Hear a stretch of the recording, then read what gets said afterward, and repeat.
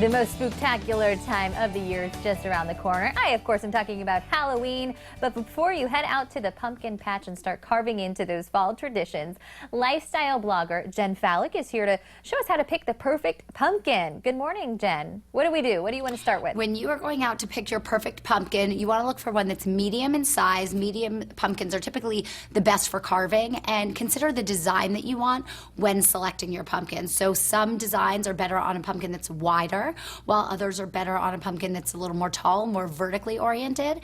And look for a flat bottom, then it's more stable, it's easier to carve. Okay, so we got the right pumpkin. Now what about when we're getting ready to carve the pumpkin? Do you just grab a knife and start carving, or is there more prep that goes into that before you actually start to dig in?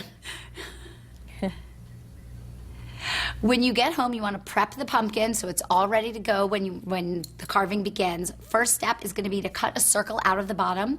A lot of people think to cut the circle out of the top and pull off the stem, but actually if you cut a circle out of the bottom, you can place the pumpkin over a light source, which is much easier than dropping a light source inside, much safer, and it also helps with the carving process. Again, you've got that stability there.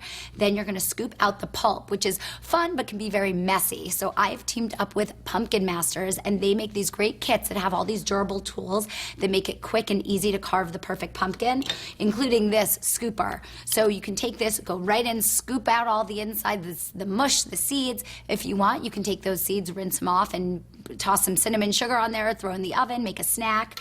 But this is kind of a mess-free, easy way to get all the insides out. And now your pumpkin is prepped, and you can begin the fun part, the carving. Yeah, so great advice for prepping. I love that. And now on to the designs. Okay, so how can you pull up an easy pumpkin design that will just kind of make you look like the master carver? Because who doesn't want that? Sometimes, though, they just don't turn out the way that you want. So how do you make an interesting design when it comes to carving those pumpkins?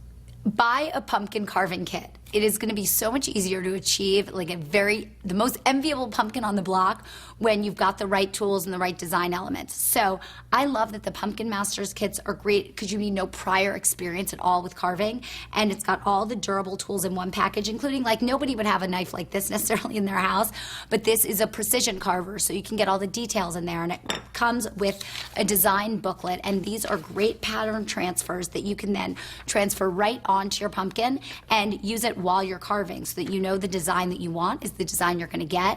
Has step-by-step instructions, really, really easy to do. And then this way, you know, you pick the degree of difficulty or the style that you want, and you can just go to town and make it happen. Well, how can we go to town and make other ideas happen for some other Halloween celebrations? Anything I else? like doing easy crafts that everybody can do that aren't stressful, but just kind of more fun and simple. So these are some of my favorites. These little ghosts you can make. Just take a sheet, cut it up into lots of squares, black pipe cleaners, some cotton balls or stuffing, and a black marker. These, even my 2-year-old can get involved in making, and you can make tons of them and put them out on a tree in the lawn. You can fill vases with them and use it as like a decoration for a Halloween party. Even make a garland with these hanging across it and have that as something, you know, around your front door.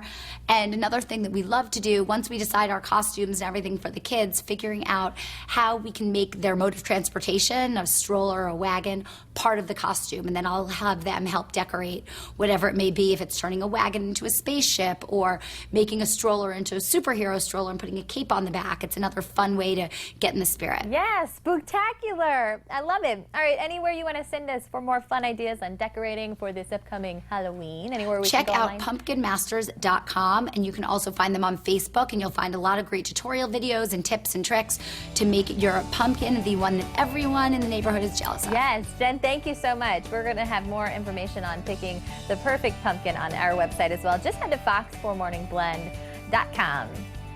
And one thing that goes with pumpkins are scary peanut butter and jelly sandwiches. We made some, and they're so scary, they're good. Take a look at how you can make your own.